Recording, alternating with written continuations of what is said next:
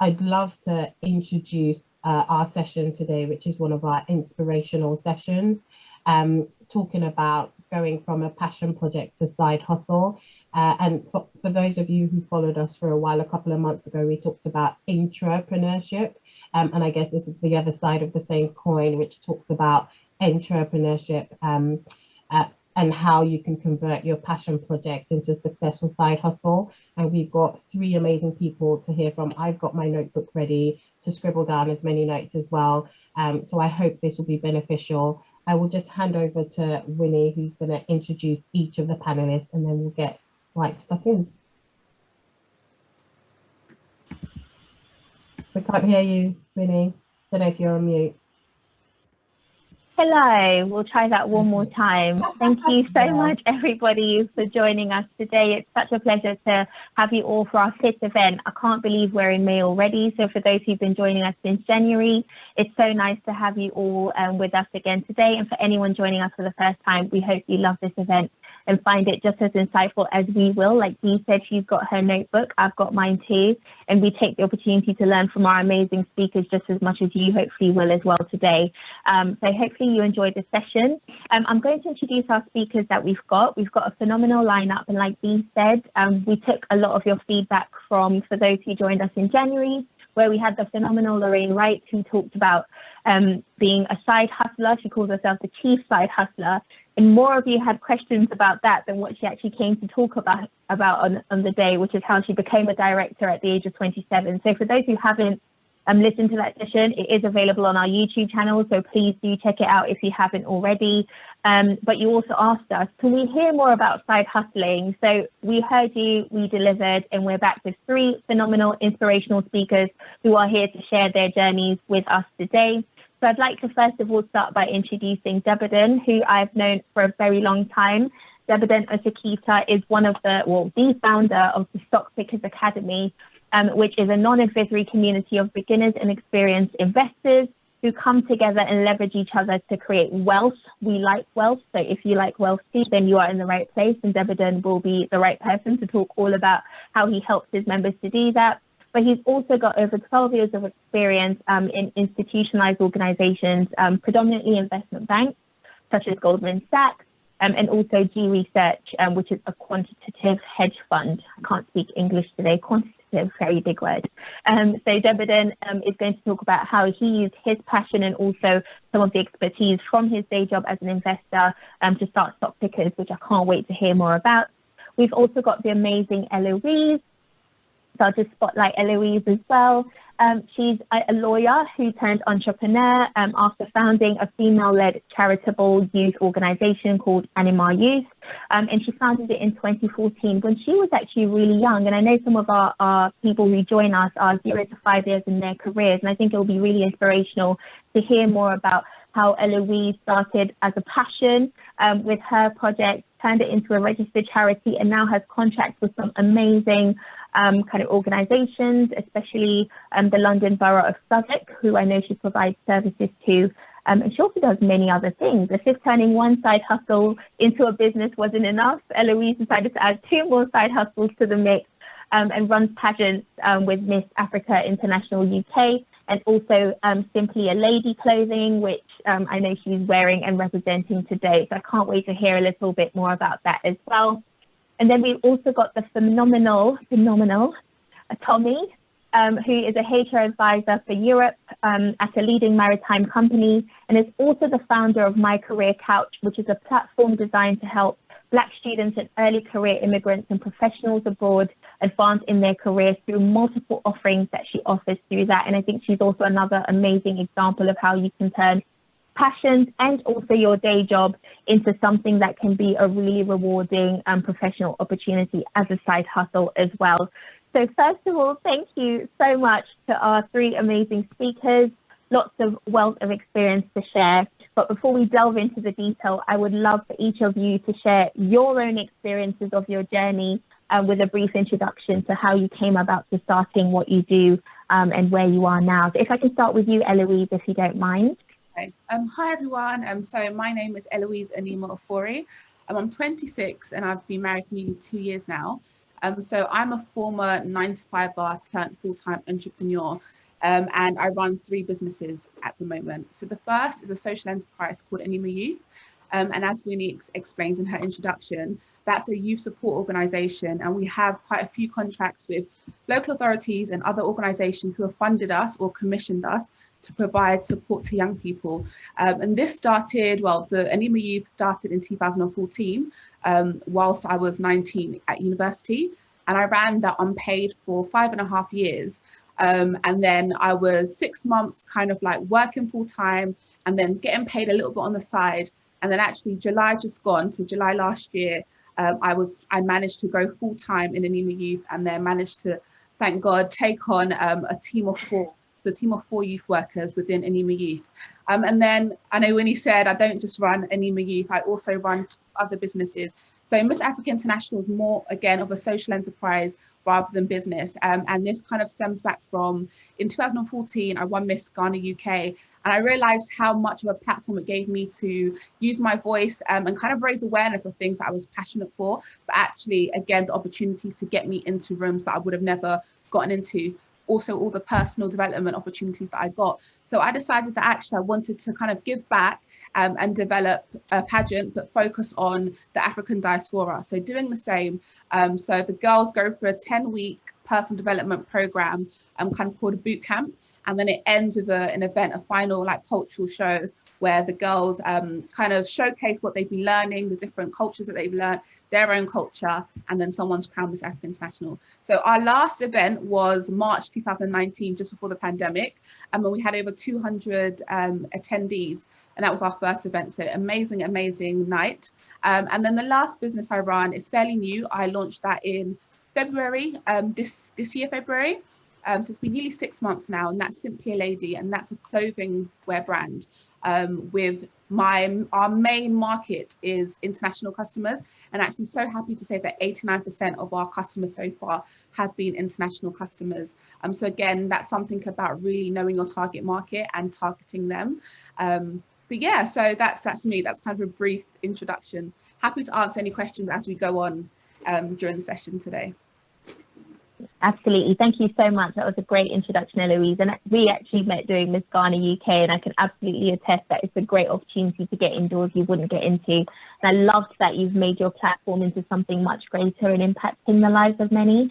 So I'm sure we'll all hear more about that later on. And just to say, our chat is open the whole event. So please do put any questions you have for any of our speakers in there, and we'll try and weave them in throughout the session, but we do have allocated time for Q&A. So please do keep your comments and questions coming. Our team will also be sharing any updates and things in the chat if you missed any information. So please do keep an eye in there, because they're furiously typing up and keeping up to date if you've only just joined. So thank you, Eloise. If I can please ask Tomi to also share your background as well. Yes, hi everyone. Thank you, Excellerate, for having me. So my name is Tomi. I'm a qualified HR professional. So this, as everyone, you may or may not know, the CIPD back home in Nigeria is called the CIPM. So qualified in both countries. Currently, I'm an HR advisor at a leading maritime company. Previously, I was at British Airways. Before that, I was at the Financial Reporting Council. I'm an HR generalist, and I cover so that essentially means I cover everything, you know, from recruitment, learning and development, pay, performance management. Just think HR, just think the HR lady, and that's me, you know, you name it, I probably So I own and manage all HR projects, and I really love to do that. My biggest achievement on the job, well, this job, would be that I started the graduate internship program for that company where there was none before, because I really just have a passion for youth employment. Recently, well, this morning or yesterday morning, I won We Are the City Rising Star Award in HR and recruitment. Linked to my passion for, you know, youth employment is my career couch. So my career couch is my side hustle, my passion project. It's an online platform that I started last year, really, March 2020, to help international Black students and graduates, immigrants, professionals abroad, anyone who just feels like, you know, this isn't home, just to help them grow their careers in the UK. So, you know, the platform is there and I can help anyone. And I have helped anyone across the world. You know, I've helped people in Nigeria, Dubai, Canada, the US, Kenya. But I have a soft spot, as I said, for international Black students, graduates, and immigrants that are trying to launch and grow their careers in the UK. You know, since I started, I have, just single-handedly, almost to the point of burnout, helped so many people land interviews, career-defining roles in leading companies like, Goldman Sachs, JP Morgan, Deliveroo, Grant Thornton, Shell, Exemplars. And I think my 3 key pillars, which I have identified recently, is that one, I focus on engaging content. So I create and share content that is literally guaranteed to teach you something you probably didn't know before. People have really just gotten ahead by implementing what I'm posting. My second pillar is support. I offer career consultations for virtually anything career related. And of course, tailored services. So maybe you need a job seeker program, you need help with your CV, your LinkedIn cover letters, and even webinars like this for a specific audience. So that's me. Fantastic, very far-reaching, and once again, a great example of how you've used a lot of your skills and capabilities from your role to think about how you can amplify that impact. So thank you for that intro, Tomi. And last but not the least, Debodun. Hi, good evening, everyone. My name is Debodun, and I founded the Stock Pickers Academy. I'll tell you a little bit about myself. Winnie already mentioned earlier, I've got a background working as a trader. I started as a stocks and rates trader at Goldman Sachs, and I've worked as a commodities and interest rates trader at a small boutique before working in treasury at Barclays, and then more recently working in a quantitative hedge fund where we use mathematical models to trade the markets.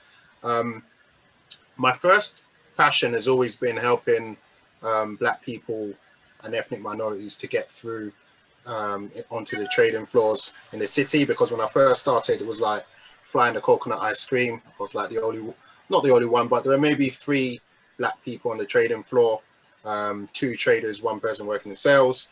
That's changed over the years. So I work with rare recruitment, with SEO, with diversity recruitment organizations, and they outsource the coaching to me. So I do a lot of that kind of stuff. And that's what I've been doing over the past couple of years on the side. But when the stock market crashed, something else came up. So I've had a WhatsApp group for the past 5 to 6 years where we talk about all things investing. I'm very transparent on there. Every single transaction that I make in the stock market, I share with the group when I get in, when I get out, not so that they can copy, but so they can see, because a lot of people haven't actually seen this thing get done. And what I teach at the moment is what I feel every single person should be doing. There's so many people with side hustles who are making money, and that money is just sitting in a business account, where really, if you were to analyze their accounts of any business, any company, any stock, you'll see that there's an investing part of it, where they're borrowing loans and also where they're investing. So I think it's very important, whether it's for yourself, whether it's for your side hustle, that you invest. So a lot of my clients, some of them have businesses, some of them are just investing their savings. And I feel like investing can be brought to the average person who doesn't necessarily know much about it. So what I focus on is I've created my own strategy using my experience that is user-friendly. And I teach that. I actually do have one last group course that I'm running, because before I used to do one-to-one course, now I do a group course, and then that's migrating onto an e-course where you just watch recorded sessions. And basically, the aim of it all is to get you to a point where you can look at a list of stocks, you can do some due diligence, you can follow what I call the stock pickers investment process, and you can start placing in a very careful, in a very strategic way, your cash, bits of your savings into stocks, which is very, very different from day trading, which is Forex, where you're really trying to get some quick money now, which is still okay, but not what the focus of Stock Pickers Academy is. It's saying, I've got savings in the bank that are earning me 0.01% interest, but there is a specific type of strategy that I can use in the stock market that can help me to get 10%, 20%, 30%. Now, fortunately, last year, because you get one of the biggest crashes crashes like last year happen once every 10 years. So a lot of my clients were able to get 100% returns, like without doing anything crazy, without even using all their capital, maybe using a third of their savings. They're able to multiply what they invested by 2 to 3 times. And now it's back to, you know, trying to get 20-30% type of returns. So that's in a nutshell what I do. So on one side of things, I've got the careers helping people get through at entry level, and also helping people at experience levels to move between different banks, from law to banking, from banking to law, and so on and so forth. And then on the other side, teaching people, the average person, how to invest. And one of the things I'm quite good at is taking complex structures, or what may appear to be complex, and simplifying it for everyone so you can actually get a better return on your capital. That's amazing. Thank you, Deb. And I think what I love about what you do is the fact that you make trading accessible. I think a lot of people go to their day job and they think, this is my day job. I come out of work and I'm going to do something completely different. And I think you've been able to spot a really great gap where a lot of people are into Forex, crypto, but actually how do you really use some of your more complex knowledge to help people trade more sophisticated, trade in a more sophisticated way, should I say. So that's amazing. And I think what you've all demonstrated as a trend is that identifying a need of people, even if it started as a passion, is probably one of the most important things about kind of side hustling, thinking about what is the need and what do people need and where are they. So to your point, Eloise, and also to Tomi, about the fact that you focus on international clients because you saw that there was a need there and you really picked the niche. So we'll come back to that a little bit more. I'm going to start with the juicy questions. Usually people wait on money till later, right? We want to know about the money. We want to know about the receipts.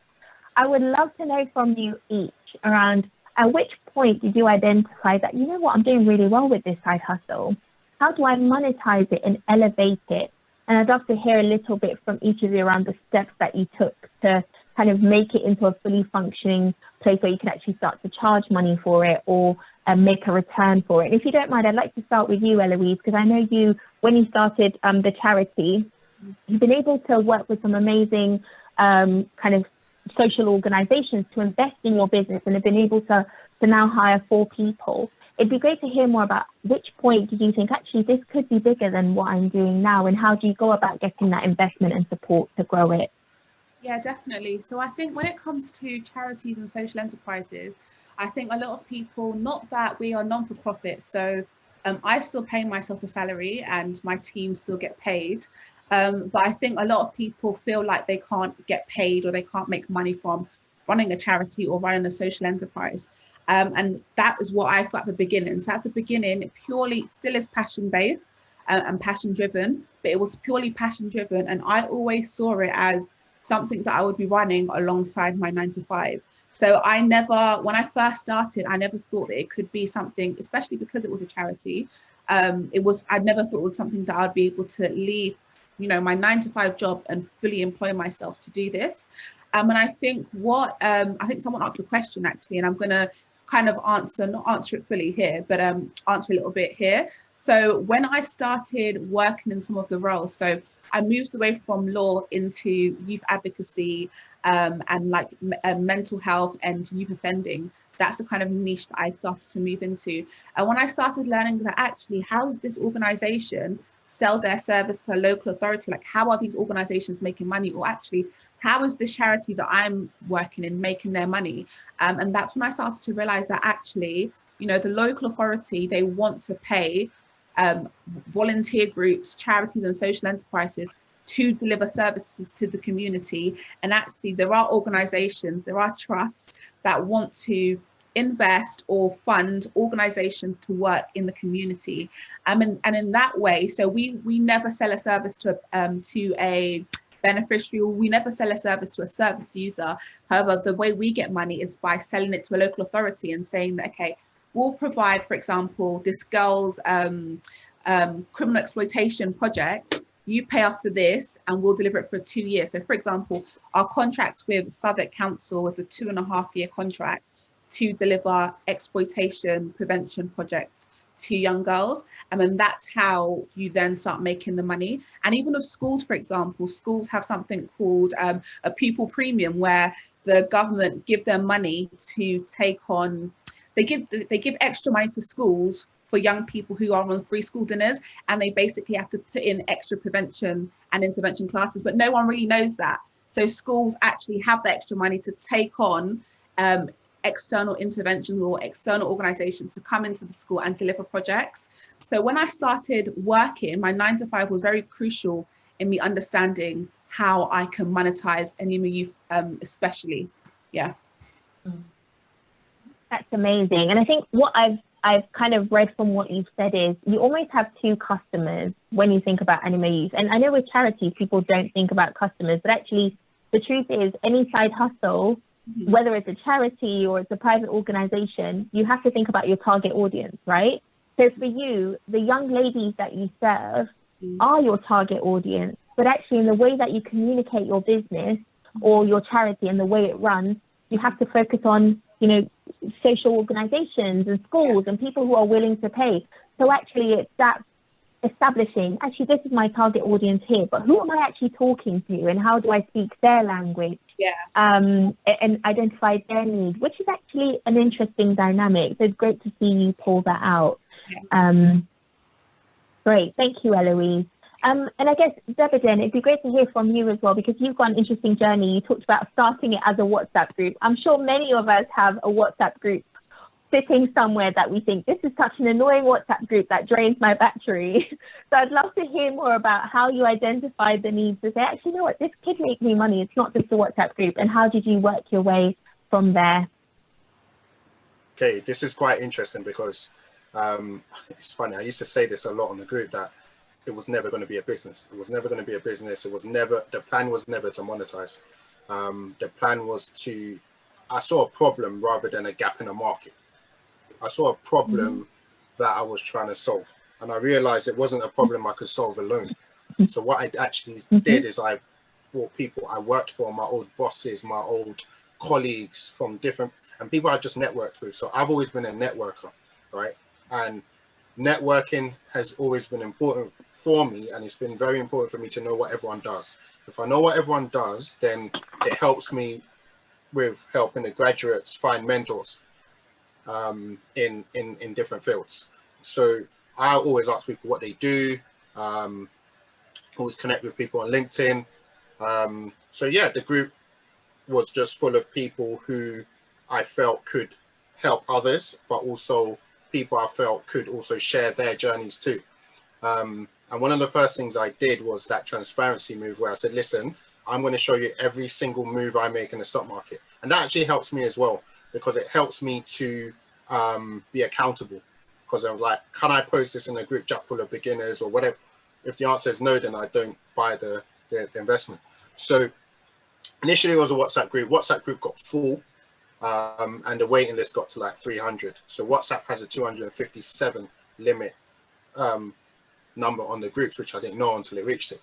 And then it became a bit of admin adding people to the group. And initially I didn't want to teach. I said, listen, it's not a group for teaching. It's just for me to show and for everyone else to show what they're doing so that I can get value for myself. But also as time went on and the group got bigger, questions started to come in, and then repeated questions. And it just got a little bit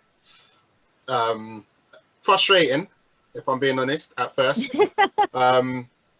So then what I did is at the start of last year, I created an Instagram page. And I said, I'll put out some content on there. So that's just Stock Pickers Academy on IG. And then in February, I created a Telegram group. I didn't know what Telegram Messenger was before, but it was only when someone suggested it as an alternative that I actually considered it. Actually, it's funny, we started a Discord first, but no one joined. Not even people in the WhatsApp group joined because there was a WhatsApp group. So the Discord didn't kick off, but the Telegram was quite easy to use. I just found it easier to get people going in it. So I created a Telegram group in February. And this was just more to stop me having to do admin. And then the pandemic, Corona, came out of absolutely nowhere. And it had a massive effect on the stock market, creating one of the biggest crashes we've seen since 2008. Now, the difference seen now in 2008 is there was no Telegram, no WhatsApp, no people weren't on Instagram in 2008.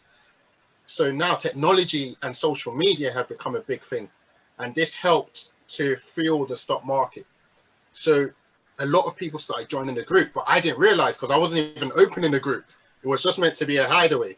Then I see my notifications pinging off one day. So the stock market crashed massively in March. It hit the absolute bottom on my birthday. And I remember putting out a 5-minute voice note, and people had never heard me do a voice note before. And I was literally saying, if you've been in a group and you've been quiet or you didn't know what you're doing, listen, not investment advice, but this is a time to actually like wake up and do something, because you're not going to see opportunities like this again for another decade. A lot of people got involved, got active. And the Telegram group, I think this time last year was maybe about 400 people. Now it's about 6,000, wow. Right? Which is like, wow. Sounds a lot, right? But it's not like millions of notifications going through every day, but it's people just dip in and dip out as they feel, whether it's to ask a question or to learn. So Zoom, well, House Party came first as an app, and then Zoom, right? Some of you will remember. So Zoom started, and literally like this, it was like, Debs, I finally see why your strategy works, because you've managed to navigate one of the biggest, if you have a strategy that can navigate a crash as big as what people saw that comes out of nowhere. Remember, a lot of people would have been fully invested in the stock market if they were using what I call the basic strategies. You would have just got a 10K, split it into 10 and put it in 10 stocks, 1K each. And if you've done that, you've been a very, that 10K probably be worth like 1 to 2K this time last year, because the crash came out of nowhere. So obviously I had a strategy that wasn't that was much cleaner and cleverer than that. And people were able to see it, because like, why is Deb still spending money? Well, all of us are out here with stew, with blood on our hands, and this guy is still spending, right? So that was the first time, you know, really, that was the test for everyone, you know, if their ship was going to be sailing or not through that. And then, Debs, can you look at my portfolio? Okay, cool. I'll look at it. Free session on Zoom. I didn't even know what Zoom was. They showed me what Zoom was. So I'm on Zoom, going through someone's portfolio for an hour for free. And then after the session, I'm there for another 5 hours to 2 a.m. trying to fix someone's mess. I'm in Excel trying to like, whoa, what is this person with? And then I realized, whoa, I've just spent 8 hours on someone else's portfolio. And then it happened again the next day and the next day. And before you know it, people were just like, and I was volunteering as well, like to help people out, because I realized a lot of people were in the mud. And then I was just like, it makes sense to charge, because I'm literally not doing anything else. I don't have a life. I'm here helping people. And these times, I actually left Guernsey, which was my last hedge fund, in 2018. So between 2018 and 2020, the idea of monetizing stock pickers wasn't there. I wasn't trying to monetize it, or I would have, because I wasn't working, right? So for 2 years, stock pickers were still existing whilst I was applying for jobs and trying to find a hustle. And that's the amazing thing, because if I'd seen it as a thing to monetize, then I would have got active on it the minute I moved back to London. So the monetization actually started. I said to myself, okay, what should I charge? I didn't want it to be too expensive, because I feel like I wanted someone who only had £1,000 or £500 to still be able to afford this without all their savings going to zero. So I priced it like that for everyone. And yeah, the ballers got away with one there, and I'm okay with that. I'll get them later. But that was how the monetization started. So I think it was like £40 a session, just like the same rates that maybe on the high end you pay for GCSE tuition, right? And so it was portfolio reviews. And then I realized that portfolio reviews wasn't enough. People needed to learn a strategy and have a process and a routine that they could follow.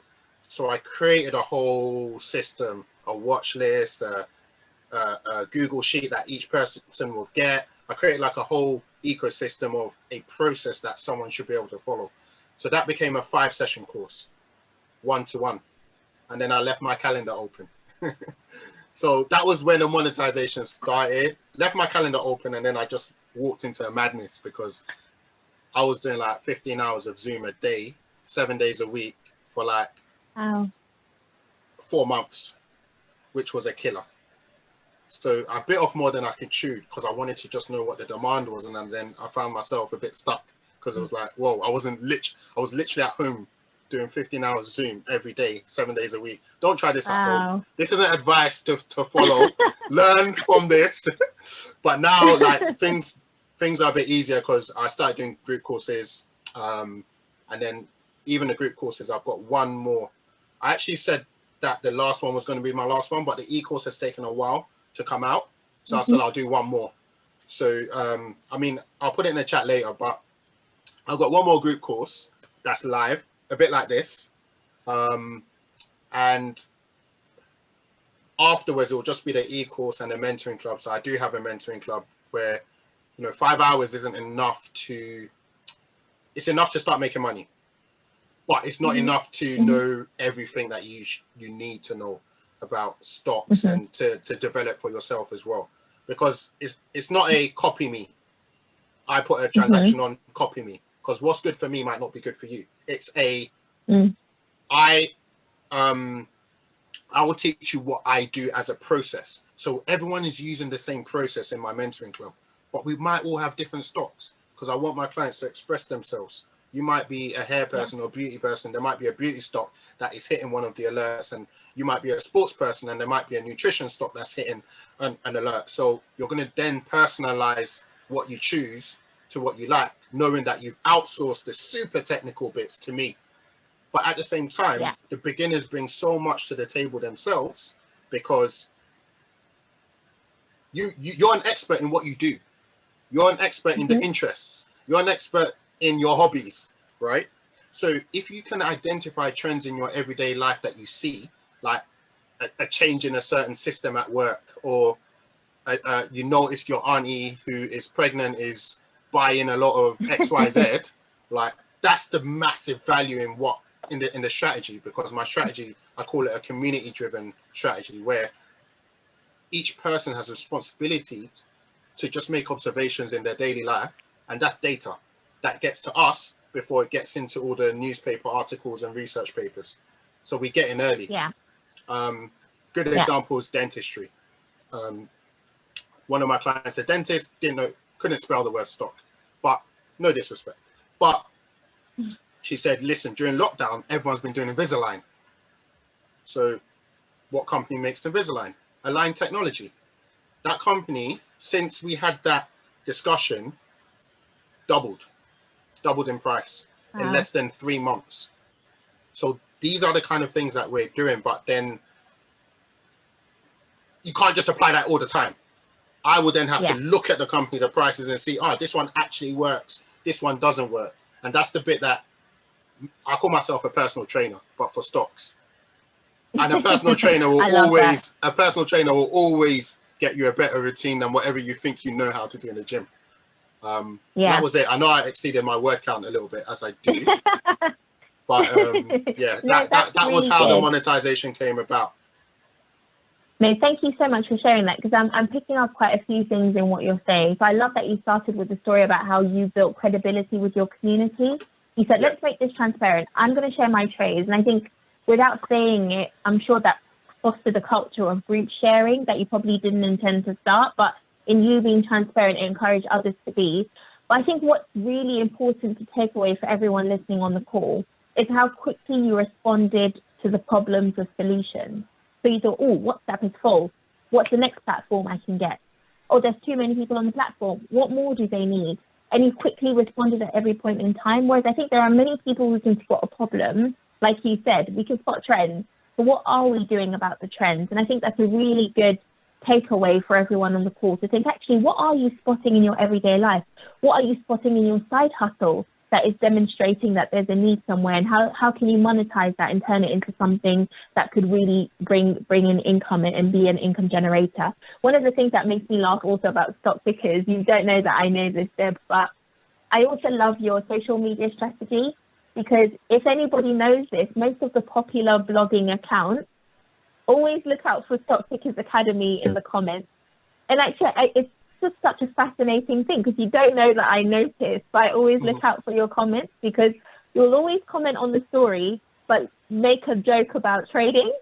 And I think it's just such a clever way to be able to attract people through it. So look, kudos to you, and I'm sure we'll hear more about how you do that later on. And I guess I'll go to Tomi as well. So you talked about international clients. I'd love to hear more about how you spotted that need and thought about how you could monetize that as a specific niche to focus on. Okay, I mean, I'll say those are two separate questions. So in terms of spotting the need, so a bit of backstory about me. I'm a Nigerian girl through and through. I grew up there. I was born in the UK, but I was raised in Lagos, Nigeria. That's home. That's where everything was. You know, my formative years were there. I came here for school, so A-levels, uni, masters, and the plan was always to go back home. This was just, okay, go to school and come back.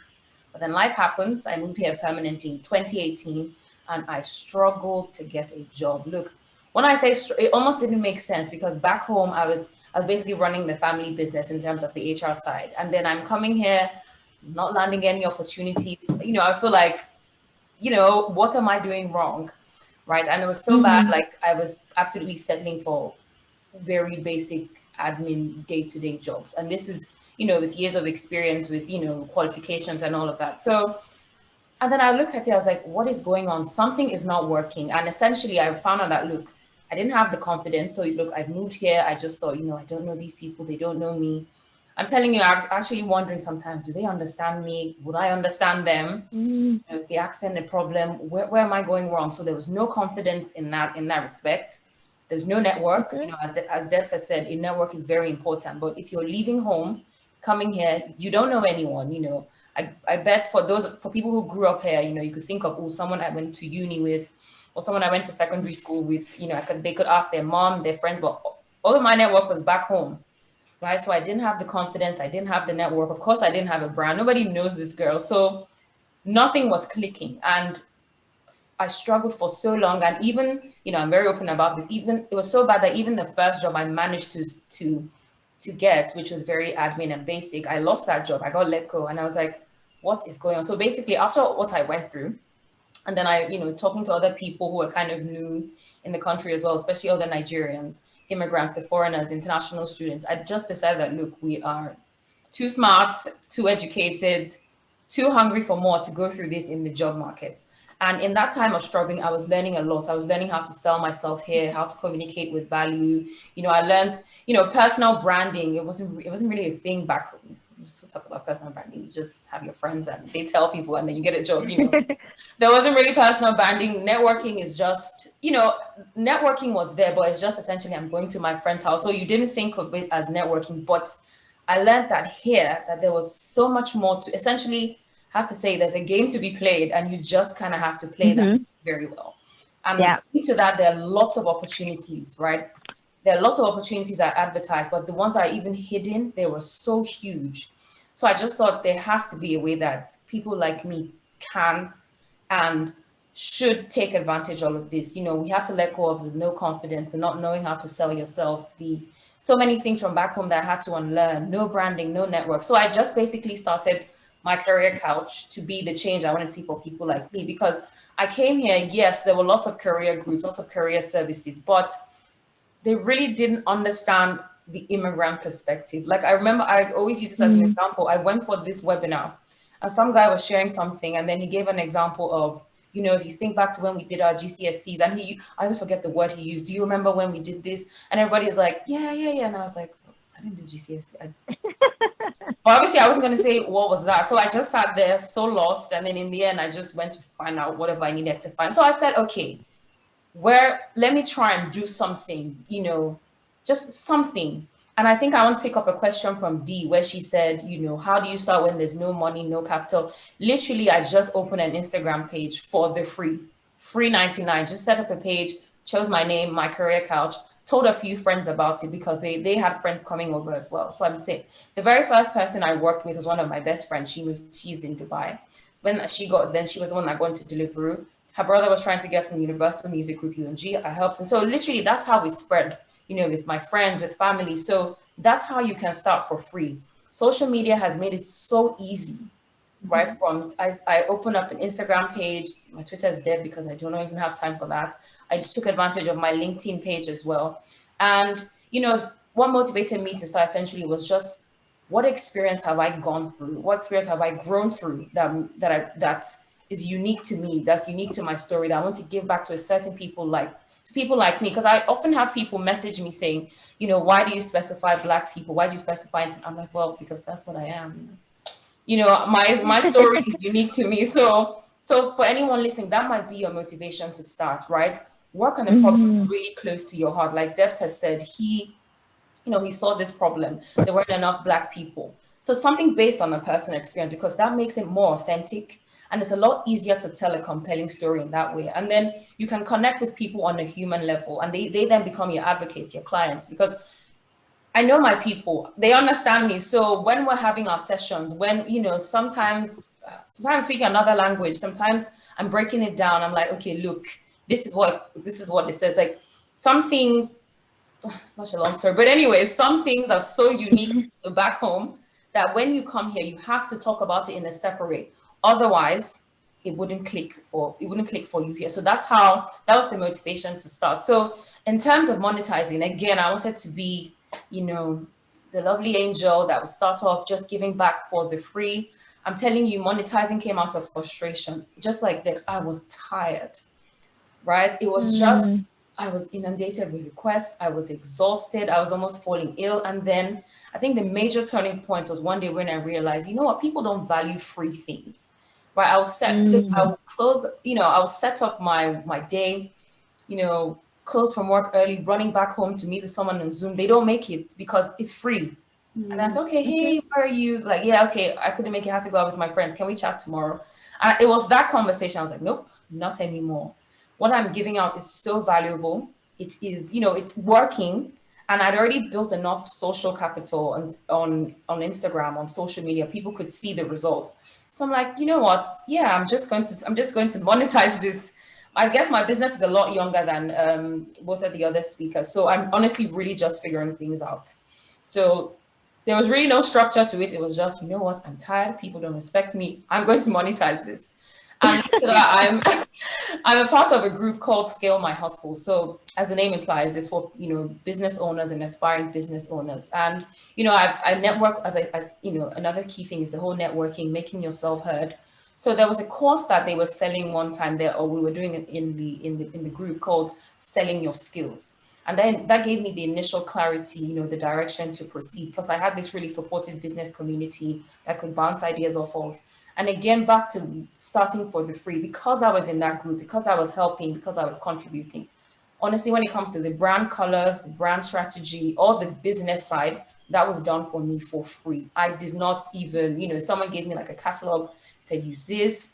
You know, I didn't even know all these. I didn't even know brand colors were a thing. I'm telling you, it had like, they gave me the hex code. I was like, what are these things? But I said, okay, thank you. But again, it's because I was pouring into that community, and they believed in the dream. You know, I took the course. I was very active. I was chatting to everyone, so they helped me with that. And then we had a session on value that was teaching us how to sell, not looking at the price tag, but looking at the value. So when I was realizing that, look, I'm helping people, literally, you know, graduates with no experience, they're going into like top companies, coming out with 35K offers, and I'm there slaving for free. So it was just like, no, the value is too much. So that was where monetizing came in for me. Yeah, I love that. I love that you talked about monetizing coming out of a need. And sometimes it gets to the point where, you know, you do feel frustrated and you think, actually, you know what, I'm going to take a jump. And actually, sometimes that's where the best innovation is. It's when you spot a problem and you think, actually, how can I move on from this? And one of the questions I was going to ask you all is about resilience, how you stay resilient on the journey, right? Because running a side hustle is not easy. I mean, we can attest to that. I run 3 side hustles myself. And there are times when 2 of them don't see me for a couple of months on end because I've got 2 children, I've got a husband, I've got a day job. You know, so it's not easy at all. And I love that you've touched on that resilience piece. Actually, how can you have longevity? you might have to charge for some things, because if not, the model is not sustainable. So I think it's great for people to start thinking about that early on. I know that there was a question earlier on from Beverly, so I will start with the questions because we've got to get going on those. But Beverly asked, Eloise, it's great to hear about your success. Were there any challenges that you faced as you strive for your passion? Yeah, so as I mentioned earlier on, with Anima Youth, it wasn't until nearly 6 years starting and running till I was able to move away and actually pay myself full time, or even pay myself at all. So I was just working within roles that what I tried to do was, okay, let me start again. So the challenge that I faced was, how do I keep going when I know that this is such a great thing I'm doing on the side, but I'm unable to leave it because it's not paying me. So then what I decided to do was, I said, okay, how can I learn from what I'm doing? How can I develop skills from what I'm doing to then take into my side hustle? So then I decided to start either changing roles or moving into different roles, or taking up new opportunities or responsibilities within current roles that enabled me to learn. So for example, as I started moving into management roles, I started to learn about how organizations sell to local authorities, or how they put together commissioning contracts or commissioning bids.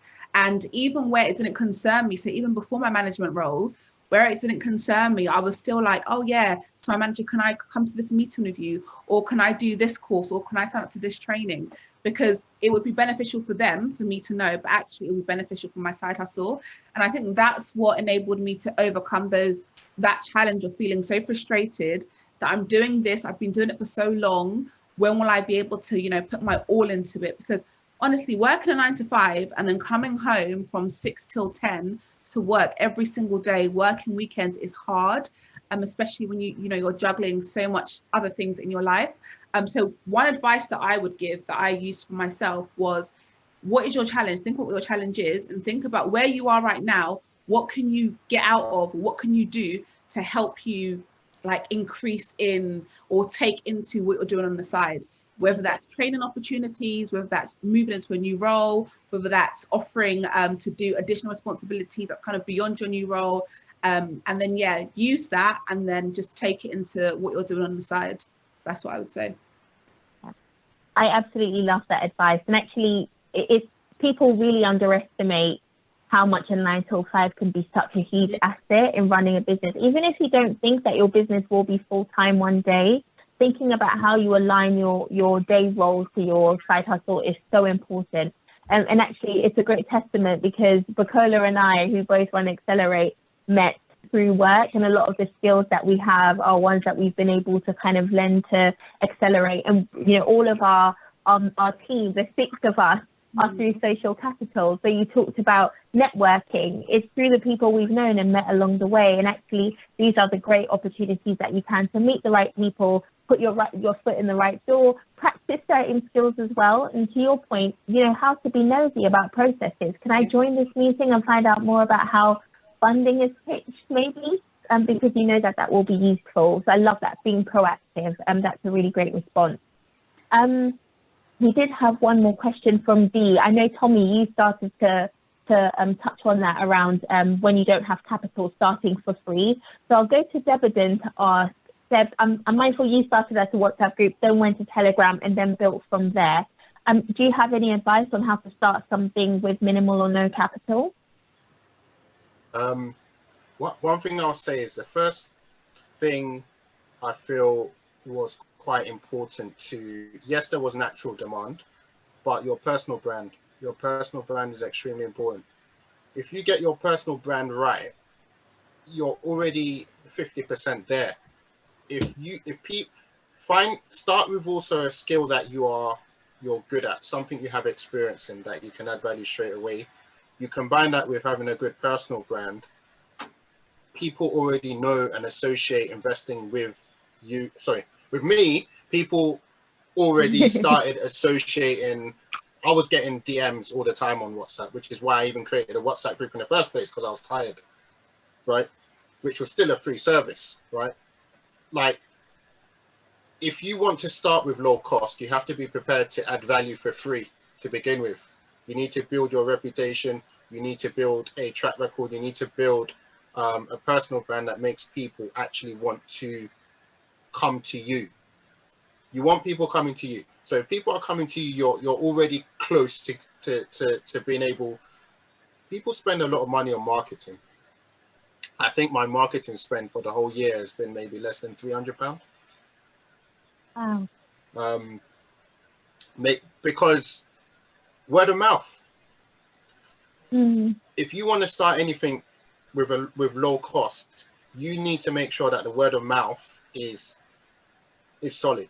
And word of mouth ultimately goes back to what? Your personal brand. What is people's perception of you? And that doesn't, you might think I'm a complete clown, right? But you might think I know what I'm talking about when it comes to stocks. I'm probably a bit of both, if I'm being honest here, right? But the value is in the investing, in what I'm actually bringing to the table, and that's what people are paying for. They're not paying for my personality. So the biggest tip I'll say, if it comes, and then hustle. So Winnie touched on something, right? So this comes back to me being a little bit of a clown. So I would go on Shadeborough, and I will, any post that comes out, I would think of something literally on the spot. Now, this might not work for everyone, right? Because you know that place is not, it's a violent place, that the comments of Shadeborough. So I'll go into the comments, and I will find something to write that relates to stocks, but also relates to the post. Now, on Instagram, I don't know, to me it sounds obvious, but I don't know if many people actually know this, but you can hit the notification button on any Instagram account. So anytime they post, you'll get a notification. So I will do that. So whenever they post, like within milliseconds, I'm there. Like a desperate person, I am there. And then I've got like, if you're if you can comment within the first 1 or 2 minutes, and it's something funny or something interesting, people will like it, and then it can. There was one time I put a comment on the Shadeborough, and it got like 800 likes, which is that a lot? It's not even that much, but my followers on my Instagram page went up by 300. Right, it went up by 300, just like that. One comment, right? That doesn't always happen. Maybe 1 in every 100 comments is troll comments, that happens, but people then gravitate. You don't know where your audience is. So I didn't actually go for a target audience of everyone looking to invest. I said those people will find me naturally as long as I'm out there. It's everyone else, because if I believe that investing should be for everyone, then my biggest challenge is how do I get through to the people that might not be my target market, right? And that's why I started going to Shadeborough and to Twitter and other places and saying, what can I do to lure someone in who maybe thought investment wasn't for them, to at least get a little try? So that's why the big Telegram group is free, so people can at least jump in. Another thing that helped is positioning. Right place, right time.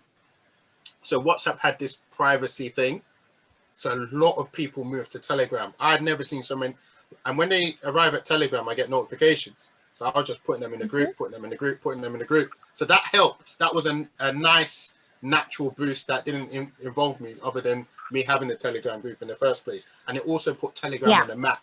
So many people didn't know what Telegram was until that actually happened.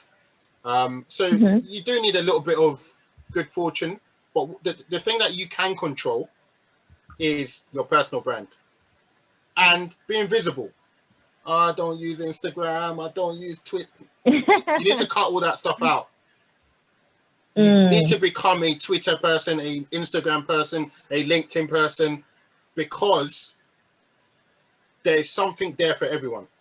And if that means a bit of personal development where you say, okay, you know what, I'm on Twitter, but I'm not going to follow people that might make me start comparing myself with them or whatever. You follow news pages. Instagram, Twitter, even Snapchat now, you can literally tailor make who you follow. Don't follow your friends, don't follow your family, and you can literally just follow business pages, Financial Times, economy. Like, you can literally tailor all those social media apps to the content that you do want to see. Because I think a lot of people aren't on social media and they say, because, you know, it's not good for me or this or that. But listen, we're in an era of social media. You need to tap into all those resources. So I struggle to keep up with everything, but I'm there. There is something, right? And it's then for me to say, okay, you know what? Let me put a bit of time into Twitter this month, or let me put a little bit of time into Instagram. But you got to be visible. If visibility is an important part of your product, it might not be. But I think most businesses now have a social media page. In fact, one of the things I actually teach my students is, if you're doing your due diligence on a company and you realize that they don't even have a blue tick on social media, or they got no Twitter followers, right? That's a red flag. That means someone inside is not prioritizing something that should be so obvious, which is to have a presence on social media. So that's all I'll say on that. Again, I know I have exceeded my word count. No, it's all valuable. Really, really good point. Really good point. I'll do a little bit of a plug to our LinkedIn session last month. So to the point you made on social media, get on that on YouTube if you haven't listened already. Apologies, Tomi, you were going to say something. No, I absolutely agree. So in terms of starting for free, you should definitely start by building that social capital, building the brand, building the network, you know, getting the result, networking, so that when it does come, because that's how I feel, that's why I think my career couch has been very successful, because I just put myself out there saying, this is what I learned, this is what you can do, this is how you can try this, you know, this is what works, this doesn't work, you know, and then, you know, word of mouth, it literally spread like wildfire, such that every time I charge, every time I even up prices, nobody asked anything. It's just, okay, less work. So I just wanted to agree with him on that. I love that. And I think you both have touched on something that you didn't explicitly mention, but the importance of almost creating like a social funnel. So starting with actually word of mouth, who does that bring? And then what's the next proposition I can offer for a little bit more money? So then, Tomi, you talked about, you know, events that people could join, for example, or maybe free social media posts. But then you then think, how can I grow that a little bit more and charge more? Maybe one-on-one sessions. What value can I add? How much can I charge for that? And without realizing, you've created this really good funnel that has like piped opportunities through. And I know, Debodun, you talked about social media, but I think you've also been very clever in the way you use your social media, because the pathway is a very clear one. So you might comment on you know, the blogs, and you get 800 likes, but you've made it very easy for them to find you, and then you've put a link right in the bio to access the Telegram page. I think that's another tip that you didn't explicitly mention, but think about how your socials are actually speaking back to your business, because you could tweet all day, but if people don't know where to find you, what they can pay for, it's a wasted, well, it's not wasted, but it's not necessarily bringing in the returns that you're looking for.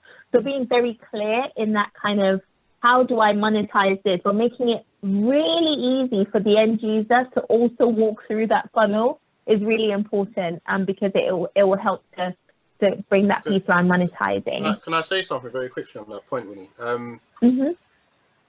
One point I didn't actually make is you've got to be observant. Now, I don't use Calendly. I use something called Acuity. And how did I even know about it? Everything has been freestyle. I was on Twitter and I saw one of these hair girls. And I thought, these people are chopping, they're making money. So I clicked the link and I started praying, and I went and I followed it all the way to the bit where you hit pay now for the bundles. And I said, wow, so people can book appointments through this link. And so I learned about their business model, and literally that's how I heard about Acuity, and I just adjusted it to my business. Shadeborough.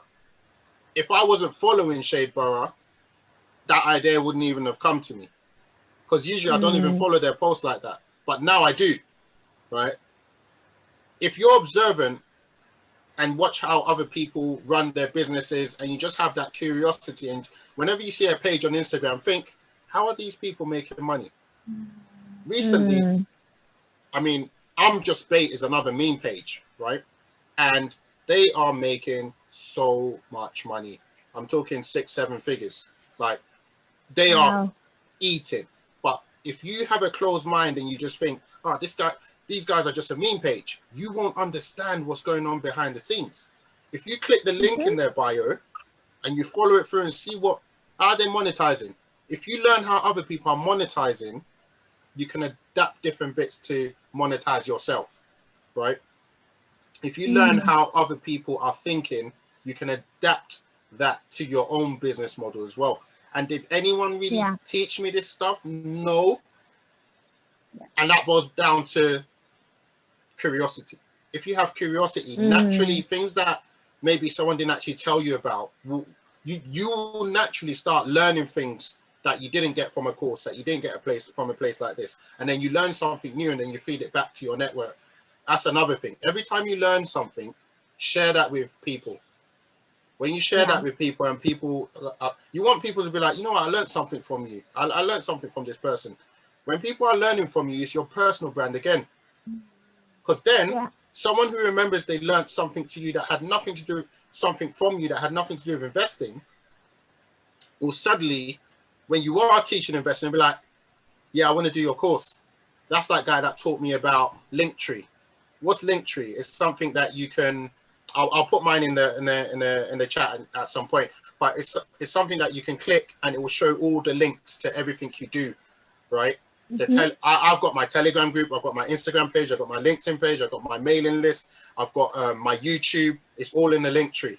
I didn't know about Linktree, but I clicked on someone's bio one day. Link in bio. What does this thing mean? Let me click. Like, I click the link in the bio. Okay, cool. That's neat and tidy. So if you don't have a Linktree, you're already like reducing your chances of someone finding you and having an action point. Thank you, Debodun. That's really good. That's really, really good advice. I hope everybody's taking notes, guys. And just in case you want to go back and play it back, we will put this on YouTube latest by Saturday. So get a cup of tea and listen back and take notes, because there are so many gems for free. Tomi said people don't value free stuff. Guys, utilize this opportunity because there are so many gems. I'm mindful we've got about 6 minutes of Q&A, so I will start to kind of just ask one speaker per question. I've got one from admin that says, how do you deal with rejection? And Tomi, I'll ask you this one because you alluded to rejection as part of your narrative about how you started My Career Couch and how that played a role in that. So I'd love you to expand on that more if that's all right. Yeah, sure. I mean, but this would be rejection in terms of career. So I think they're thinking, are you talking about rejection in terms of maybe in the business? If the person can. It was just on rejection, so maybe either. I mean, it'd be great to touch on the career bit, if not the business bit, and then we can check with someone else. Yeah, for like, 6 months straight was rejection. Oh. So I got a PhD in that. But the thing is, with rejection, there's a lesson to be learned, right? So rather than focusing on the rejection, focus on the why, right? Why was I rejected? So one thing I've learned to do is ask for feedback. And I'm telling you, I push for feedback so much. Even when they send me that, vague, sorry, we can't give you feedback. I'm chasing them maybe in 2 weeks. Oh, hi, 2 weeks ago, you said you were really busy, so you couldn't give me feedback. You should probably have time now. Why? And then push for the explanation to understand why. So you can build upon whatever the feedback is. Sometimes you might find out, look, it has nothing to do with you. Right? It might just be, you could be absolutely perfect, but there's somebody that's perfect for Swan. So that's fine. Sometimes for me, it could be, this person has 7 years experience. You only have 2. Well, I'm not going to make up 5 years of experience. So that's fine. Right? So just focus on the why was I rejected. Don't personalize it, because half the time, as I keep saying, it has more to do with the company. So maybe at that time they can't afford you, or they're looking for something very specific that you may not have. So don't take that too personal. Just get that feedback, focus on the why, and then build up on that why where you can. So maybe, at one point it was that, okay, we're looking for people who have both HR and payroll experience. So what did I do? I went out and did some payroll courses. 3 months I was fully qualified in payroll, and then I noticed that the rejections reduced from there. So yeah, focus on the why. Learn. Okay, Vivian says rejection in the work field. Absolutely. So the ask work field. you know, what's that thing they say, you know, what's not measured, something about, you know, if you don't know what needs to be improved on, basically you can't improve it. So feedback is the number one. I love that. That's really, really good feedback. And we've also got a couple more questions. So one says, how do you strike the balance between putting money into your business and allowing what you already have in it to grow? Maybe Eloise, this might be a good one for you, if that's all right. I think I'm going to tie it into the question about no capital and minimal capital as well, because I think it ties in quite well. So for those two questions, I think if you are looking to start up a side hustle with no capital at all, it's possible. What you need to do is try and identify your target audience and try and sell something. So even if it's 99p, even if it's a guide, even if it's you know, a booklet, an ebook, try and sell something. So sell something that's their need to kind of grip them in, and that way, you know, you're able to use that as startup capital. But then also try and utilize volunteers. So volunteers, so what I would associate that to is like Miss Africa International, for example. At the beginning, I had no money for the finals, the venue, DJ, the speakers. I had no money for that. But actually what I then did was I said to the finalists or the participants, okay, this is the boot camp fee. And then that's how I was able to kind of get some money to then inject into the other areas. But actually I utilized volunteers and sponsors. So for example, the videographer on the day was actually my wedding videographer, who would usually charge thousands, but actually did it for free because I was able to negotiate and say, okay, you know what, during the day or during the event, you can advertise your services. So try and sell something, even if it's 99p, and then build on there, but utilize sponsors, utilize volunteers, friends. People will always do you a favor. You may not think it, but likely 10 out of 10, your friends and families will always do you a favor. So always ask, you know, the only thing they can say is no. And then for minimal capital, again, I think Tomi and Debodun went through this quite well. Just trying to focus on marketing, but actually more importantly, customer engagement. So for example, I was ill for 2 months and I was still getting orders through Simply a Lady. And I was so shocked, but actually when I looked at what was I doing before I became ill, it was the fact that customer engagement was so strong. And actually customer engagement doesn't cost anything. It's keeping up to date with newsletters and making sure Instagram, you're communicating. If they've commented, comment back, like their pictures. So all of that's free things you can do to ensure that people are coming back, trusting you and buying from you. And then the second part of the question, Winnie, sorry, what was the question you just asked me now? It was how much do you strike the balance between putting more money in and allowing the money you've already got in it to grow? Right, yeah. So with Simply a Lady, I said to myself that for the first year, I wouldn't take out any profit. So my profit is always reinvested. And what I do is I look to see what's selling. So funnily enough, there's 3 particular products that sell a lot. So what I then try to do is look to see, okay, what is selling a lot and what similar items can I bring on that's similar to what my customers want. So for me personally, with Simply Lady, it's the only business that's actually a business out of my 3. It's the fact that I just don't take out any profit for the year, because you don't really need to. It's more important. The first is the hardest. If you are getting profit in, just reinvest it back, and reinvest it back through customer engagement, marketing, and obviously stock. But also, if you are looking to do a retail business, making sure that you're not overbuying stock, making sure that you your sample is small, and then use customer engagement and use your customers like marketing to find out what should I be selling. Never spend too much money on stock, basically. Fantastic. And a lot of people don't think about that with side hustles, because a lot of people start a side hustle to be an income generator. Mm-hmm. And sometimes you need to put money in and wait a little while to be able to get money out. So that's a really, really good point. There is one final question. We have run out of time on Q&A, but I'll squeeze this one in really quickly.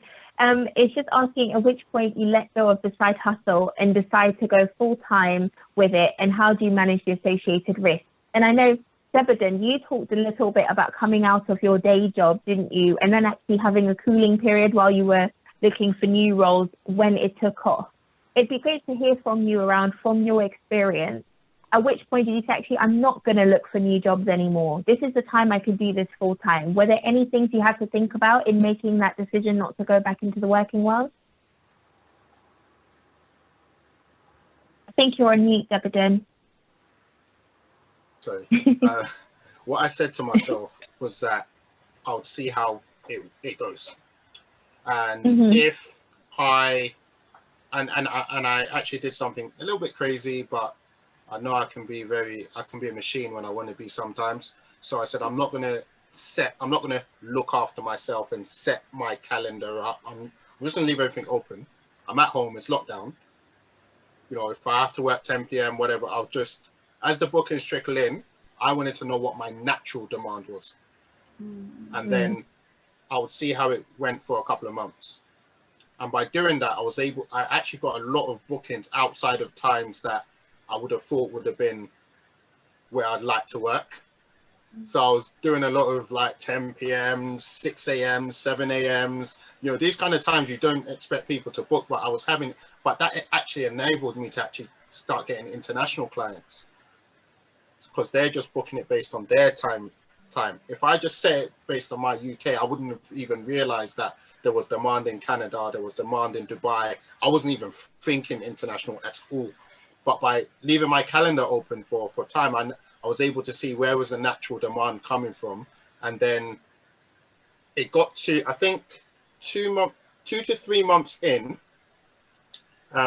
it was still a case of me looking at my my calendar for the next month and seeing no bookings. That carried on until November. So this is like maybe 8 months in. And then I looked at December and I thought already no one's going to be wanting to learn stocks during Christmas. But that was my busiest month. Like December was full, which was a bit surprising. And then when I got to, by mid-January, there were no more slots up until mid-April. And this was with an open calendar. I think that was the point where I knew that, because I calculated the run rate, and because I had a mentoring club, the coaching club, if you can incorporate a subscription model into your business, whether it's them subscribing to your newsletter and paying, or Patreon, or you could be doing a course teaching people about something, but then just have a WhatsApp group or a Telegram group that's Q&A anytime anyone wants to access you. They don't ring you, they don't send you a message personally, they put it in the group with all the other people who've done your course. And it's like a better version. It's like better than having a mailing list, in my opinion, because instead of you putting out content on a mailing list, and I'm not discouraging mailing lists, because I do have a mailing list, but it's not that relevant to my business, because people who want to invest, they want an active group, they want group settings. So they pay me a monthly fee. And in my head, I just said, if this number gets to, so let's say, okay, I'm charging £20 a month. If this number gets to 100, 200, then obviously you know that that's the recurring revenue, as long as you can maintain and continue growing that. So I think when the mentoring club got to like 200, which happened quite within the first 8 months, it got to 200. So then I kind of knew that, you know what, I don't need to, that's when I stopped applying for jobs, because it's like, okay, if I've done this in 8 months, I mean, now it's like 500. So if I've done this in 8 months, then I kind of know that I've got a base that I can breathe and not like worry about like money and, you know, stuff like that. And that was the point when I kind of felt, think 10 years time, 5 years, do you know what I mean? Like I just need to keep building everything that I'm doing with SPA, and I don't need to, you know, go and work again. And it got to a point, I think January, I looked how much money I made, because I day trade as well, what I don't teach. And I just looked at my revenue for that whole month, and I think it was crazy. Like I don't think, apart from maybe 1 or 2 times when I got a bonus at work, but I'd not seen those numbers in a single month before. So, and then that was the point where I kind of really, really knew that I didn't even want to, I mean, recruiters still calling me up, and I'm just not really down because I'm doing my own thing, working from home. Do you know what I mean? If I get settled in life and get married, have kids, I don't need to go out there and to, you know, I can work from home and tailor work around myself, and I can have a lot of personal me time.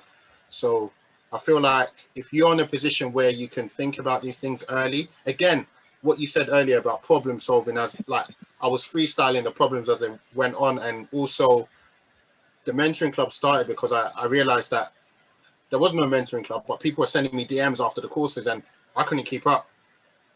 My WhatsApp right now, even though I have a mentoring club, is flooded. My Telegram flooded, my DMs. So the mentoring club was a solution to say, listen, don't DM me, just put everything in the group. But then from that, I then realized that, oh, okay, you know what, if you can incorporate some sort of, make sure your clients kind of need you, right? And that ultimately comes from making sure you are delivering on the value to the point where people always want to keep asking you stuff because they trust your wisdom, and they trust that what you'll say to them will be helpful to their need. And when you got that reputation, then people just want to keep contacting you. But then you have to look after yourself as well and say, okay, you know what, this is the centralized place where everyone can contact me. And to do that, you're going to have to pay a fee, an admin fee, nothing too much. And also one of the most important things is delivering. Whatever it is, delivering. Like, you don't want someone to feel like, you want people to feel like they even got more value than what they paid for. So I had 80% of that mentoring club who've paid back the cost of their course and also paid 12 months worth of mentoring with the profits that they've already made from investing. Wow. And then that just makes the word of mouth even more powerful, because I set my pricing. My pricing probably should have been a couple of grand for the course, but it's a couple hundred, right? So I knew that not that I knew that would happen, but I knew that people are going to be making more than the cost of their course, and they're going to feel like, okay, Debs didn't overcharge, actually undercharged. And with that, you buy a bit of loyalty, because people kind of understand later on, and they deep like, whoa, you should have been charging us 3K, but you knew that a lot of us probably might only have 2K to invest, so you dropped that. So I took a bit of an L in the short term, but I bought loyalty. But not only that, more importantly, I delivered. And I say I delivered, but like, it's an ongoing thing. You have to you have to keep delivering. Keep delivering. Yeah. So that's one thing I'm always working on. Like, in my downtime, I'm, you know, going through my models, going through my watch list, going through all the stuff that I know the people are using, and just I'm always improving. The same way, if you buy the latest phone, next year they got another latest phone. They're always thinking improvements. So what the course looked like 8 months ago is not what it looks like today. The people who do the newer version of the course are always going to get the better, improved version, because you're learning as you go along. You're saying, okay, you know, this person has dyslexia and also doesn't like maths. I need to tweak my process and make it even more bite-sized. So I think one client I had, there was 2 clients that I had where I was like, yes. One of them was a music artist, Doneo. The other one was someone who makes costumes for Carnival. And both of them, like, when it comes to academia or like studying, they were very nervous before coming into the course, because they thought, like, this isn't for me. But I said to myself, if I can get these 2 people using my process and investing, and also actually seeing a return, a healthy return, without actually copying what I tell them to do, but actually thinking for themselves and following the process I've taught, then anyone can. Not to disrespect them, I just mean from a point of, I've broken it down to that point where everyone should be able to digest my my process. Yeah, that makes sense. So to summarize, look, guys, we could be here all night because there's so many things I still want to ask you, but I'm so grateful for all the gems you've dropped.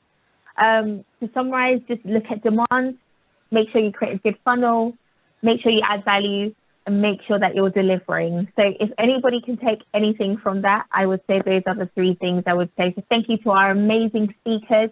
We are so lucky to have you with us today, and I know we've learned so much.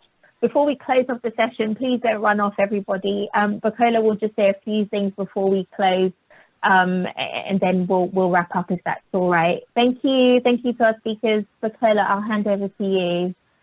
Thanks, Winnie. Thank you so much, guys. I've got sheets and sheets of pages of notes here to just take away. And I think the biggest thing for me is around passion. And I can see that from all three of you. I think sometimes people think, oh, you know, someone's making money from baking, I'll go and get a course and do it. But I think the whole piece around the side hustle that really works is bred from passion, because to Deb's point, you know, when he gets a 6 o'clock booking or a midnight booking, if you haven't got the passion for it, it's tough to come out of your normal comfort zone. So that was a big highlight for me. So thank you guys so much. And thank you everyone who's joined. Just a quick call to action. So post this, and the recording will be on YouTube. So please don't feel like, oh God, I missed a point or missed something. You can access all of the stuff we've discussed tonight on YouTube, and we'll send the link out shortly after this. And we send the survey out as well, and for two reasons. One, to just get feedback on what we are doing right, what we could be doing, but then also just to anything you want us to cover. I guess, the whole point that we're running this in Side Hustles is on the back of some of the stuff we've seen in the surveys, asking for more information. So if there's any topics that you'd want covered or anything you want more information on, please do flag it in the survey, and we'll work our partnerships and our networks to bring that to you.